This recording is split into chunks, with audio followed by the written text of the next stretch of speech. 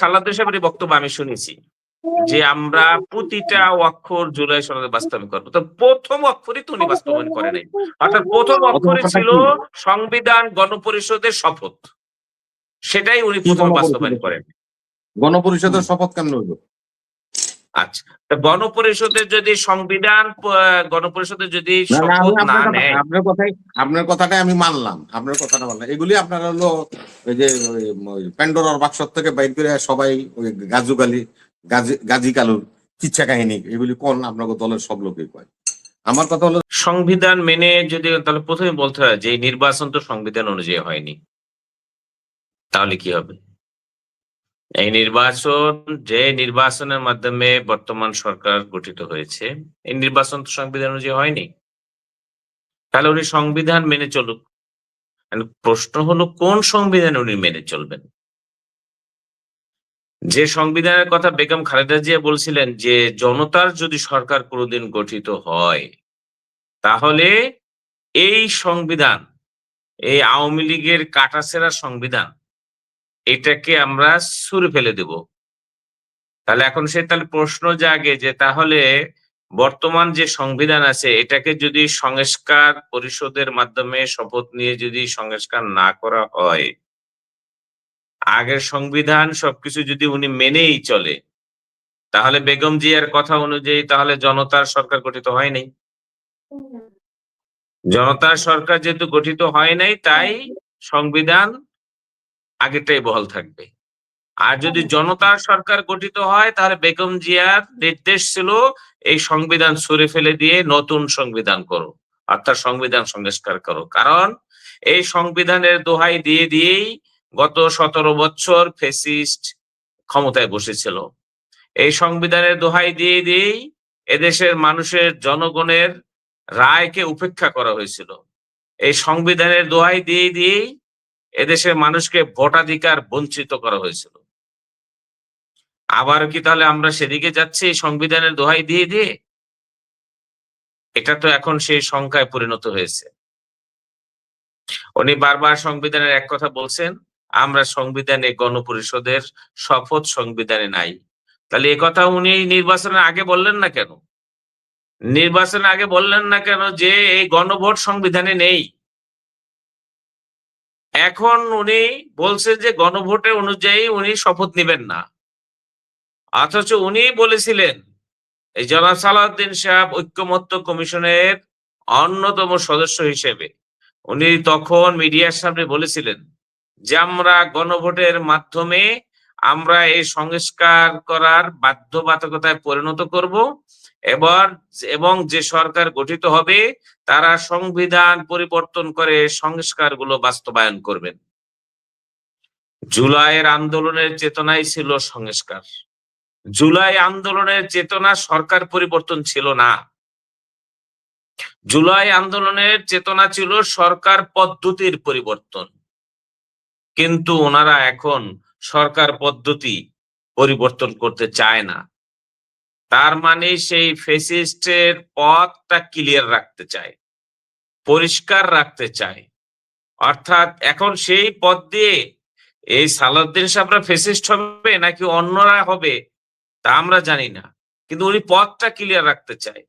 যদি তাই না হতো তাহলে উনি 8 মাস ধরে জাতীয় ঐক্যমত্য কমিশনে ওনার জ্ঞান গর্ভ মতামত দিয়ে ওনার দলের পক্ষ থেকে লিখিত এবং মৌখিক, লিখিত কেন বলছি, কারণ জুলাই সনদে বা জাতীয় ঐক্যমত্য কমিশনে যে বিষয়গুলো নিয়ে আলোচনা হয়েছিল সেগুলো কিন্তু লিখিত আকারে ওখানকার প্রতিনিধির কাছে, প্রত্যেকটা দলের যে 29টা দল ওখানে প্রতিনিধি ছিল তাদেরকে লিখিত কমিশন থেকে দেওয়া হয়েছিল, এবং সেগুলো দল থেকে প্রায় প্রথমে 2 শতাধিক বিষয় উপরে মতামত চেয়েছিল লিখিত আকারে।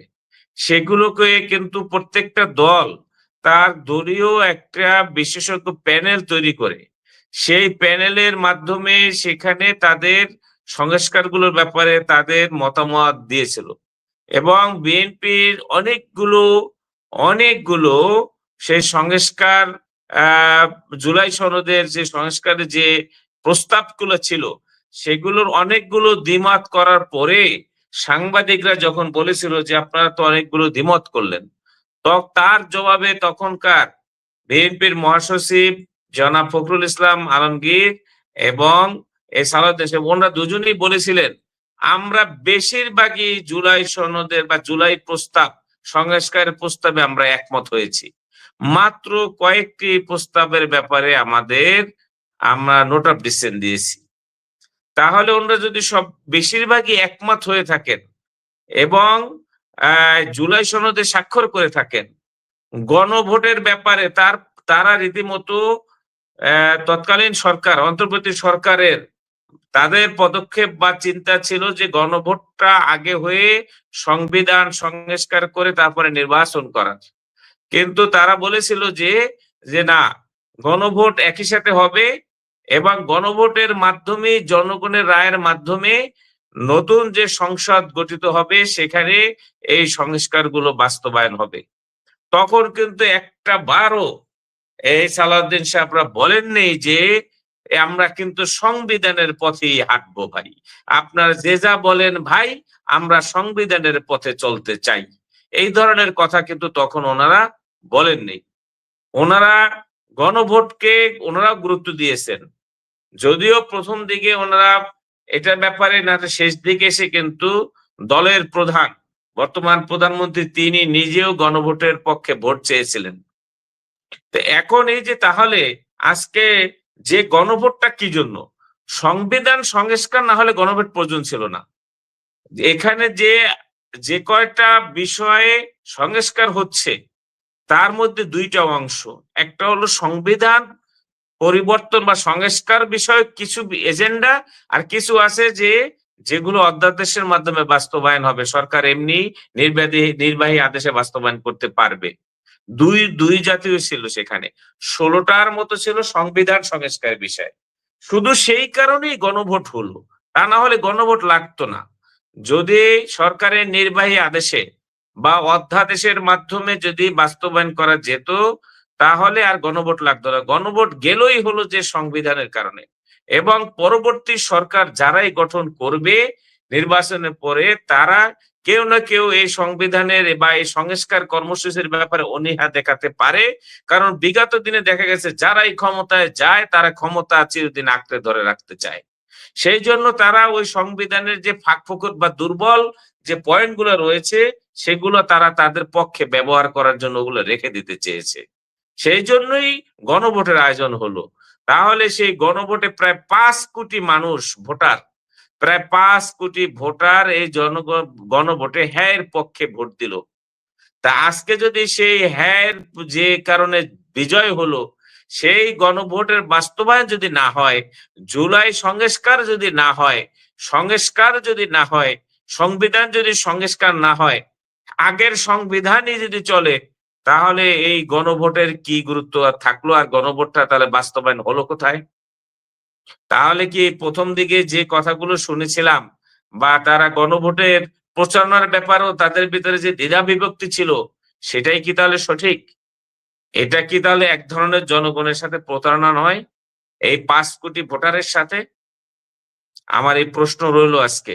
নিশ্চয়ই রবি ভাই এ ব্যাপারে সঠিক উনি ব্যাখ্যা দিতে পারবেন, বক্তব্য দিতে পারবেন, জাতির কাছে উনি জানাবেন যে আসলে জুলাই, রবি ভাই নিজেও একজন জুলাইয়ের পক্ষের শক্তি, ফেসিবাদ বিরোধী শক্তি, ফেসিবাদ বিরোধী আন্দোলনকারী উনিও একজন আমাদের মতো। সুতরাং আমি মনে করি বিএনপির উনি সহ অনেকেই জুলাই সনদ বাস্তবায়নের পক্ষে, জুলাই সংস্কার বাস্তবায়নের পক্ষে। সবাই দলীয় সিদ্ধান্ত কিংবা দলের 2-1 নেতার পরিকল্পনার পক্ষে আছে বলে আমি মনে করি না।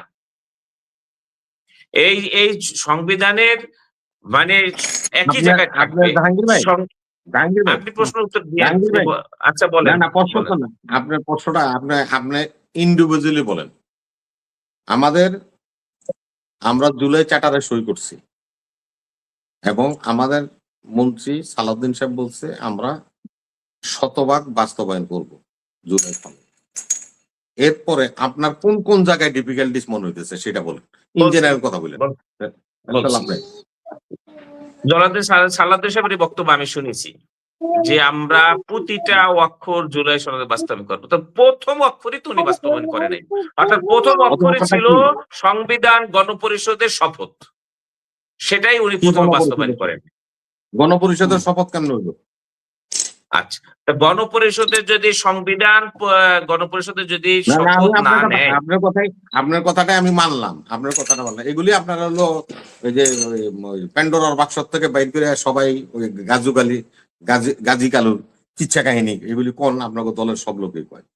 আমার কথা হলো যে সংবিধান আমার তো আছে মনে বলে হচ্ছে সেটা অনেকটা আপনারাও সেই না একই না, গান বলে সংবিধান যাচ্ছে। আছে বলেই না ভাই, আপনি হয়তো তর্ক করবেন না, আমরা ডিবেট করেন। আমার কথা হলো যে সংবিধান আছে বলেই তো সংবিধান ফলো করবো, যদি না থাকতো কি ফলো করতাম? করেন, তো সংবিধান ফলো করে আচ্ছা, আপনি তার নির্বাচন করলেন। আপনারা শুনেন। আরে আপনি তো আমার প্রশ্ন করছেন, আমি তো উত্তর দিতেছি। তা আপনি বললেন যে এই নির্বাচন সংবিধান সম্মত হয় নাই, তা আপনাদের 78 জন যে ভোট করছে কি জন্য? সংসদে ঢুকতে কেন? বিরোধী দলের নেতা হয়েছে কেন? আমাদেরটা রাখেন, এখানে প্রশ্নটা হলো সংবিধানের সংস্কার, সরকারি দল হিসেবে আরে ভাই, দায়িত্ব আপনি রাখুন সংস্কার কি? আরে সরকারি দলের, আপনি আর বিরোধী আমি তো দলের এখানে সংস্কারের রোল নেই। বিষয় না। না না, রবি সংস্কারের ভাই, বিষয় আমি না। না না না না না, আমার আপনি কি সংস্কার? উত্তর দিতে আমি কি? দেন, উত্তর না না না, দিতে দেন। আপনি উত্তর দিবেন। আপনার উত্তরটা নিয়েই তো আপনি আমার প্রশ্ন করছেন, আমি সেটার উত্তর দিতেছি। আপনি সেটা শুনেন, ধৈর্য রাখেন। আপনি তো এখন বলছেন, আমি কিছু বলি নাই, বলছি। রবে রবে আপনার সময়টা একটু আপনি উত্তরটা দিন, তাহলে সময়টা অ্যাডজাস্ট প্রথমে হয়ে যাবে। বললেন সংবিধান মতে নির্বাচন সঠিক হয় নাই। তাইলে যদি সঠিক না হয়ে থাকে, তাইলে আমাদের 300 জন এমপি যে ওত পড়লো, তাহলে তারা কেন ওত পড়লো? না, আমরা রবি ভাই বুঝি আপনি খালি, বলেন, ওনারা বুঝে না। সংবিধান অনুযায়ী সংবিধানে কি 26 সালে নির্বাচন ছিল? আছে আছে আছে। আরে 3 কোথায়? দিন পরে নির্বাচন আছে। শুনেন আপনার, আমি বলি, আজকে আমি নির্বাচিত হলাম, 2 দিন পরে গভর্নমেন্ট ফল করলো বা সংসদ বাতিল হয়ে গেল, আবার 3 দিন পরে নির্বাচন হবে। এটা তো বিধানই আছে, নাই কেন? কেন আপনারা ভুল ব্যাখ্যা দিচ্ছেন? আচ্ছা, 3 দিন না না, পর। সংবিধান আমরা না, আচ্ছা, এটা আবার আমরা শুনেন ভুল ব্যাখ্যা জাহাঙ্গীর দিচ্ছি। সাহেব। না না না, সংবিধান আমরা স্থগিত করি নাই, বাতিল করি নাই, কিন্তু আমরা সরকার ডিজলভ করেছি, সংসদ ডিজলভ করেছি। তাহলে নির্বাচন আচ্ছা, হবে না কেন? ঠিক আছে। তাহলে রবি ভাই, তাহলে আরেকটা কথা বলেন না একটু কাইন্ডলি, সেটা হলো সংবিধান অনুযায়ী নির্বাচন। কাইন্ডলি বলেন, শুনেন। আমি আপনারা বলি 96 সালে এরকম ঘটনা আমরা ফেস করছি। সেখানে তত্ত্বাবধায়ক সরকার সারা রাত দিন 24 ঘন্টা বেগম খালেদা জিয়া সংসদে এই তত্ত্বাবধায়ক বিল পাশ করে, তারপরে সে 1 ঘন্টাও থাকতে পারে নাই। আবার একটা নির্বাচন হয়েছে, হয় নাই আমার কাছে তো 15 ফেব্রুয়ারি যে নির্বাচন, সেখানে দেখেন নির্বাচন হয়েছে না? আপনি বলেন আপনারা অনেক বিশেষজ্ঞ, আরে বাবার বাবা, যেভাবে কথা কন, 26 সালে না 29 সালে নির্বাচন। আর সাহেব, আমাদের কাছে ইনস্ট্যান্ট আছে, 15 ফেব্রুয়ারি নির্বাচন, 1 মাস পরে 30 দিন পর আবার আরেকটা নির্বাচন হয়েছে।